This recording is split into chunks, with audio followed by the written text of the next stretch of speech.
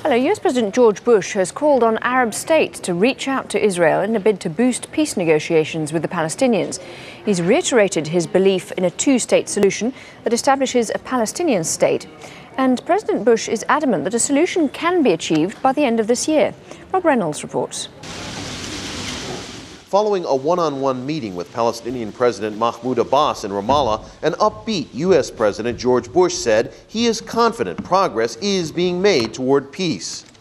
I believe it's possible, not only possible, I believe it's going to happen, that there will be a signed peace treaty by the time I leave office. But Bush's press conference comments hit on two issues that are like raw nerves to Palestinians: UN resolutions ignored by Israel and the web of Israeli checkpoints that restrict Palestinian movements in their own territory. When asked why Israel should not comply with UN resolutions calling upon it to withdraw from territories captured in the 1967 war, Bush was dismissive. Look, the UN deal didn't work in the past. And so now we're going to have an opportunity to redefine the future by having a state negotiated between an elected leader of the Palestinian people as well as the Prime Minister of Israel. For decades, the United States has not used its influence on successive Israeli governments to compel them to honor the UN resolutions. Palestinians see a gross disparity between that record and Bush's justification of the invasion of Iraq as enforcement of UN orders. Foggy weather early Thursday forced Bush to forego his usual helicopter mode of transportation. He went to Ramallah in a motorcade instead. A reporter asked if he had seen the Israeli military checkpoints along the way and whether he now had a better appreciation of the hardship they caused Palestinian civilians. Bush said he understood. I can understand why the Palestinians are frustrated driving through checkpoints. But his next remarks showed less understanding of how bitterly Palestinians resent those barriers which strangle the local economy and often subject Palestinians to petty humiliations. You'll be happy to hear that my motorcade of a mere 45 cars was able to make it through without being stopped. But I'm not so exactly sure that's what happens to the average person. Abbas kept a smile on his face for Bush's joke, but it was a quip most of his countrymen would not find amusing. Rob Reynolds, Al Jazeera, Jerusalem. Well, just a short while ago, President Bush addressed reporters in Jerusalem about what he hopes will be achieved. I reaffirm America's steadfast commitment to Israel's security. The establishment of the State of Palestine is long overdue. The Palestinian people deserve it. And it will enhance the stability of the region, and it will contribute to the security of the people of Israel. A peace agreement should happen and can happen by the end of this year. I know each leader shares that important goal, and I am committed to doing all I can to achieve it. Well, in reference to George Bush's earlier joke about Israeli checkpoints, Al Jazeera's correspondent Ayman Muhyiddin went to assess the daily reality for Palestinians. It may have been an off-the-cuff remark, but President Bush's comment about passing through an Israeli checkpoint without being searched or stopped is actually a far cry from the reality that most Palestinians have to experience on a daily basis. I am standing at one of the most notorious checkpoints in the West Bank. It separates two Palestinian cities from each other. On one side, you have the village of Hawara. On the other side, you have the Palestinian city of Nablus. Every day, hundreds, if not thousands, of Palestinians line up early morning, all just to get a chance to cross this checkpoint in hopes of being able to get jobs, being able to see family relatives, being able to get medical care. What you're seeing right now is one part of the process, and this is for vehicles going in and out of these two Palestinian cities. They're being searched by Israeli soldiers, and all of their cars, they have to disembark their cars, all of their vehicles are searched. These medics told me every day we pass through this checkpoint, we don't know how long it will be. It all depends on the mood of the soldiers. Some days they delay us just to check the IDs of our sick patients. We have lost people at this checkpoint. The father of this patient told me it's taken a half day just to get his son to the hospital. And he also has some advice to visiting President George Bush. don't intervene in our lives. Those that are returning from the city of Nablus are actually asked to get out of the car, walk through this terminal on the right side, where they're sometimes strip searched. All of their belongings are searched. Their IDs have to be verified. It's a process that on a good day could last for an individual anywhere between an hour to 2 hours. On a bad day could last a good part of the day.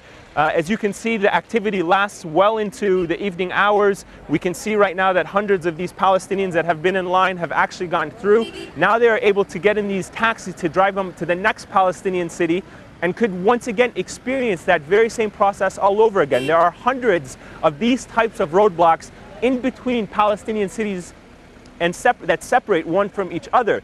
There are also roadblocks and what are sometimes called flash checkpoints that are set up randomly at any given one of these roads where Palestinians have to go through this process all over again. So you could certainly see that the reality for ordinary Palestinians is a far cry away from what President Bush was talking about when he drove today through the VIP checkpoint. In fact, most of the Palestinians here, most of the Palestinians in the West Bank will spend their entire lives not being able to have the privilege of driving through a VIP checkpoint. Emin Mohideen there. Now, in the Gaza Strip, where the Hamas government has been frozen out of the current Mideast talks, it's come as no surprise that President Bush's visit has been dismissed as a waste of time. Earlier, I spoke to senior Hamas official Ghazi Hamad, who saw the trip as nothing more than a political stunt.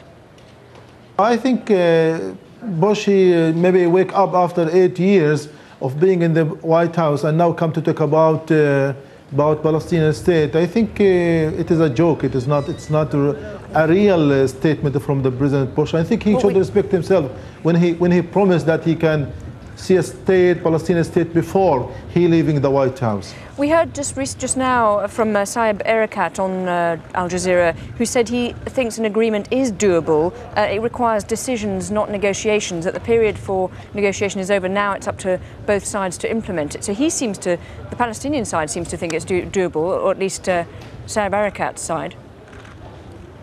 Well, this is the first time since we follow the negotiation between the Palestinians and Israel since 15 years. And all the time say this is the time of the decision, this is the time of the implementation. But what is going in the ground now, how can I explain that there are more settlements, more assassination in Gaza, more military strikes against the Palestinian people, more building the wall in the West Bank? How can I explain this? So I think sometimes that Israel tried to deceive the Palestinian side, and they have full support from the United States to continue their military and their occupation policy in the Palestinian territory, and maybe give the Palestinians more dreams and more promises. Isn't it up to the Palestinians, though, to sort themselves out, and perhaps Hamas should have a role in that? Yeah, I think Hamas all the time talking about Palestinian state in the 6-7 borders, and we're not against political solution.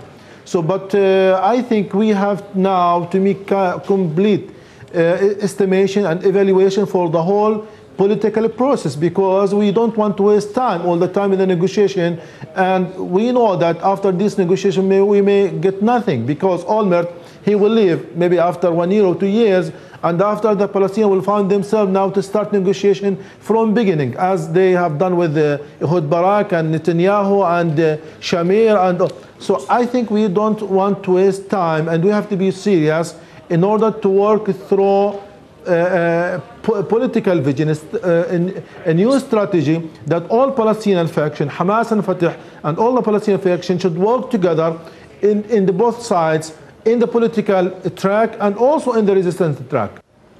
To Kenya now, where the former Secretary General of the United Nations, Kofi Annan, is to take over mediation efforts after the post-election chaos.